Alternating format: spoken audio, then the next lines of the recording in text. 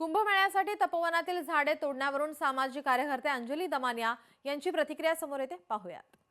ग्राम या नावाखाली ती जमीन बळकावून पुन्हा तिथे अशाच प्रकारचं एक मोठं षडयंत्र केलं जात आहे, जे गिरीश महाजन करतायत आणि त्याला पूर्ण समर्थन देवेंद्र फडणवीस देत आहेत।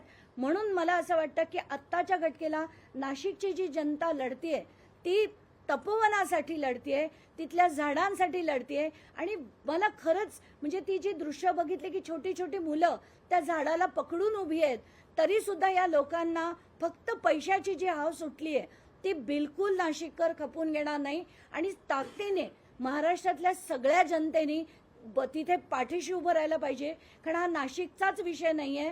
सगळीकडे अशीच झाडं तोडली जात आहेत, अशाच जमिनी भुईसपाट करून बिल्डरांच्या आणि या राजकारण्यांच्या घशात जात आहेत। लोकशाही मराठी ऐका, पहा, जागरूक रहा।